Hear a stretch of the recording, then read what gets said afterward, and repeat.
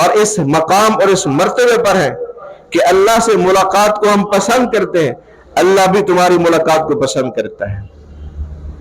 اللہ بھی چاہتا ہے کہ یہ بندہ جلدی میرے پاس آ جائے۔ تو تبھی اللہ کی ملاقات ہمیں تبھی پسند آئے گی جب ہمارے اعمال ٹھیک ہوں گے، اعمال درست ہوں گے، اعمال نیک ہوں گے۔ ایک اور حدیث بخاری شریف کے اندر ہے، حضرت علی رضی اللہ تعالیٰ عنہ کا قول ہے، عن علی بن ابی طالب رضی اللہ تعالیٰ عنہ قال، حضرت علی رضی اللہ تعالیٰ عنہ کے اقوال ویسے تو بار بار ہر کوئی بیان کرتا ہے، حضرت علی رضی اللہ تعالیٰ عنہ کا یہ قول ہے، اقوال ضمنی سارے کے سارے مشہور ہیں، لیکن ہمیں وہ اقوال پڑھنے چاہیے، ان اقوال پر عمل کرنا چاہیے جو مستند طریقے سے ثابت ہوں۔ نام حضرت علی کا رضی اللہ تعالیٰ عنہ کو لے کر بہت سارے اقوال گھاڑ لیے جاتے ہیں اور لوگوں کے سامنے پیش کر دیے جاتے ہیں۔ میں جو قول آپ کے سامنے پڑھ رہا ہوں، حدیث کی صحیح ترین کتاب بخاری شریف کے اندر موجود ہے۔ حضرت علی رضی اللہ تعالیٰ عنہ کیا فرماتے ہیں؟ ارتحلت الدنیا مدبرہ وارتحلت الآخرۃ مقبلہ۔ بڑے بہترین جملے، سننے کے اندر بھی بہترین، مفہوم بھی بہترین۔ ارتحلت الدنیا مدبرہ، دنیا پیٹ پھیر کر کوچ کر کے جا رہی ہے، دنیا کوچ کر کے جا رہی ہے، مدبرہ پیٹ پھیر کر وہ چلی گئی۔ وارتحلت الآخرۃ مقبلہ، آخرت کوچ کر کے آ رہی ہے، وہ ہمارے سامنے آ رہی ہے، آخرت کوچ کر کے ہمارے سامنے آ رہی ہے، دنیا جا رہی ہے، آخرت آ رہی ہے۔ اور آگے فرمایا وَلِكُلٍّ مِّنْهُمَا بَنُونَ، دنیا آخرت ان میں سے ہر ایک کے بیٹے ہیں۔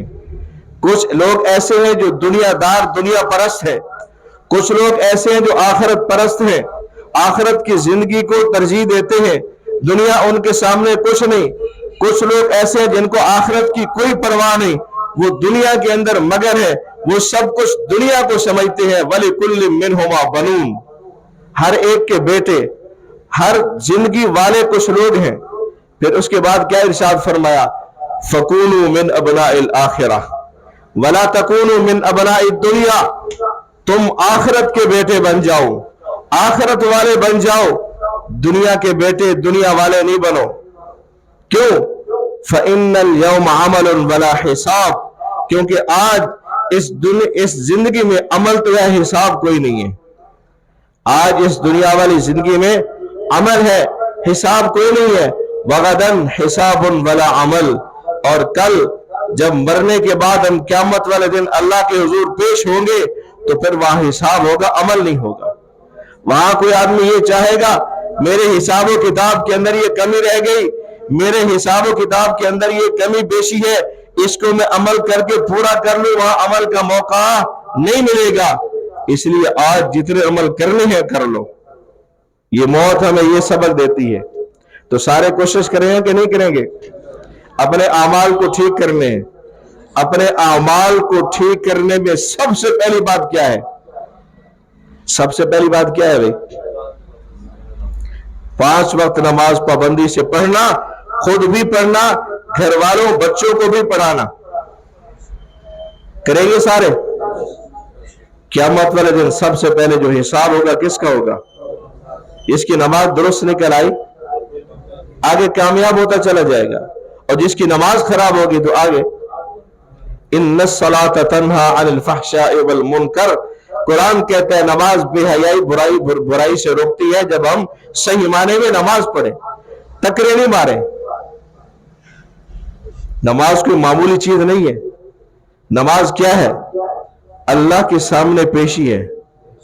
ہم دنیا میں بیٹھے ہیں، دنیا کا قاضی، دنیا کا جج، جب آپ اس کے سامنے پیش ہوتے ہیں تو آپ کی حیثیت کیا ہوتی ہے؟ آپ کے جسم پر حالت کیا ہوتی ہے؟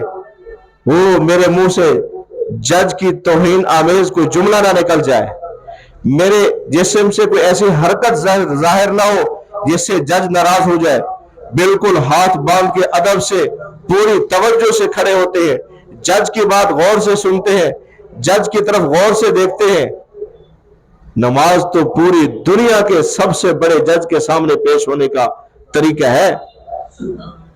تو ذرا یہ تصور کر لیں کہ دنیاوی جج کے سامنے پیش ہوتے ہیں، ہماری حالت کیا ہوتی ہے، ہمارے دل کی حالت کیا ہوتی ہے، ہمارے دماغ کی حالت کیا ہوتی ہے۔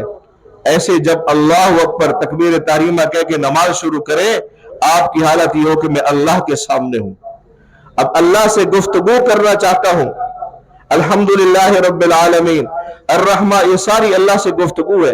اتنا کچھ ہم نماز میں پڑھتے ہیں یا نماز میں جو ہم افعال ادا کرتے ہیں، وہ سارے کے سارے اللہ کے حضور میں پیش ہونے کے طریقے۔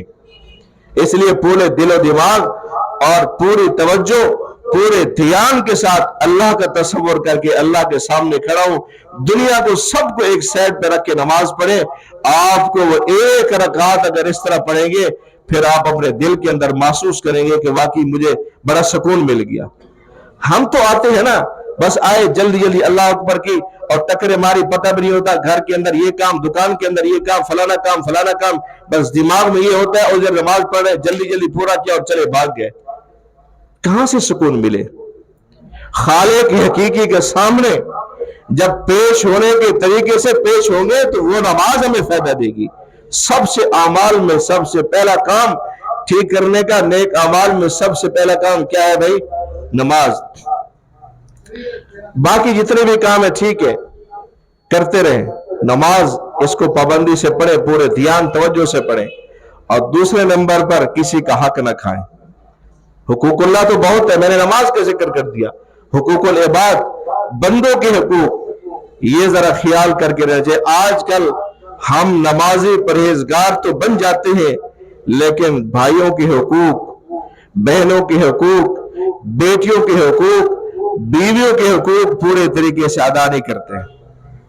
شادی کا موقع ہوتا ہے، نکاح ہو رہا ہوتا ہے، لکھ لو جی حق مار، 5 تولہ سونا، 10 مرلے زمین، یا 10 لاکھ 2 کروڑ، جو بھی حق مار لکھواتا ہے لکھوا لیا۔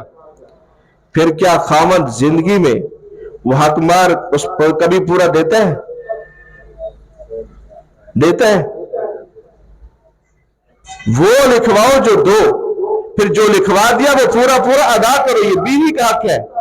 اگر آپ نے نہیں دیا، یہ آپ کے ذمے قرضہ ہے، اور جب میراث کا فتویٰ لکھا جاتا ہے تو اس میں پہلی بات یہ ہوتی ہے، حقوق ادا کرنے کے بعد باقی جو مال بچے گا پھر وہ اس طرح ورثاء میں تقسیم ہوگا۔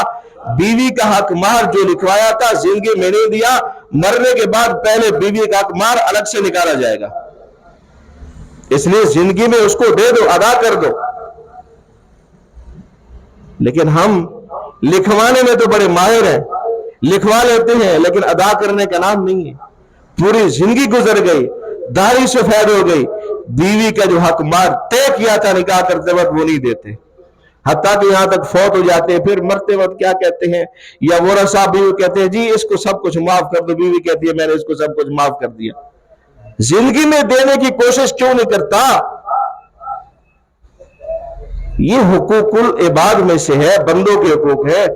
اللہ کا حق اللہ معاف کر سکتا ہے، لیکن جو بندوں کے حقوق ہے اللہ تبھی معاف کرے گا جب بندہ خود حق والا، حقدار خود معاف کرے گا، پھر اللہ بھی معاف کریں گے۔ ورنہ کیا؟ حدیث پاک کے اندر آتا ہے کہ ایک آدمی قیامت والے دن پیش ہوگا، پہاڑوں کے برابر اس کے پاس نیکیاں ہوں گی، لیکن ہوگا کیا؟ پھر وہ اخیر میں جہنم میں پھینک دیا جائے گا۔ پہاڑوں کے برابر نیکیاں لے کے آئے گا، لیکن کہاں جائے گا؟ جہنم میں۔ کیوں؟ اس کی پوری تفصیل آپ علیہ السلام نے اس حدیث پاک کے اندر بیان فرمائی کہ لوگوں کے حق کھائے ہوئے تھے، کسی کو مارا تھا ناحق، کسی کو ناحق قتل کیا تھا، کسی کو گالی دی تھی، اور کسی کا قرضہ کھا لیا تھا، تو اللہ فرمائیں گے جس کا اس نے حق کھایا تھا اس کی نیکیاں اٹھا کے ان کے حق ادا کرو۔ اب یہ پہاڑوں کے برابر نیکیاں لے کے آیا تھا، وہ ساری نیکیاں اس کی ختم ہو جائیں گی، حقدار ابھی بھی باقی ہوں گے۔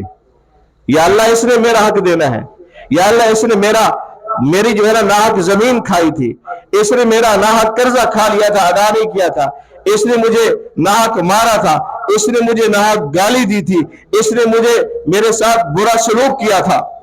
وہ حقدار ابھی بھی کھڑے ہوں گے۔ اللہ کہیں گے जो हकदार है उनके गुनाह उठा के इसके खाते में डालते जाओ, ताकि बंदों का हक तो पूरा होना। अल्लाह तो इंसाफ करने वाली जात है, अहकमुल हाकिमीन जात है, तो फिर उसके जो हकदारों के गुनाह होंगे वो उठा के इसके खाते में डाल दिए जाएंगे। जो पहाड़ों के बराबर नेकियां लेके आया था, सारी नेकियां खत्म, अब इसके खाते में गुनाह आ गए, गुनाहों की वजह से जहन्नम में जा रहा होगा। इसलिए आज कोशिश करें, नमाजी तो बन जाते हैं और शक्ल सूरत भी बज़ाहिर दीनदार हम बना लेते हैं, लेकिन लोगों के हुकूक, रिश्तेदारों के हुकूक, बीवियों के हुकूक, बेटियों के हुकूक, बहनों के हुकूक खा जाते हैं। खुदारा ये दुनिया के हिर्स लालच निकाल दे, जिसका जो हक है दे दे। आपकी किस्मत में जो कुछ है आपको मिल रहा है। आपने कभी देखा है कि जिसने किसी का हक खाया हो वो सुख और सुकून से जिया हो? आपने किसी को देखा है? वो कभी भी सुख और सुकून से नहीं जी सकता। बड़े बड़े कारोबार तो बन जाएंगे, बड़े बड़े बिजनेस बन जाएंगे, बड़ी बड़ी आमदनियां उसकी बन जाएंगी, और कारें और गाड़ियां, सब कुछ बज़ाहिर ऐश होगा, लेकिन उसको सुकून मुयस्सर नहीं होगा। वो सारी जिंदगी परेशान रहेगा, कभी कोई बीमारी, कभी फलां बीमारी, कभी कोई परेशानी। ये इस तरह उसकी जिंदगी बन जाती है। इसलिए अल्लाह के हुकूक भी पूरे पूरे अदा करें, बंदों के हुकूक भी पूरे पूरे अदा करें, और मरने से पहले पहले जितने जिसके हक है वो सारे के सारे अदा करके जाएं। अल्लाह रब्बुल इज्जत मुझे और आपको इस पर अमल करने की तौफीक अता फरमाए। व आखिर दावाना अनिल हम्दुलिल्लाहि रब्बिल आलमीन।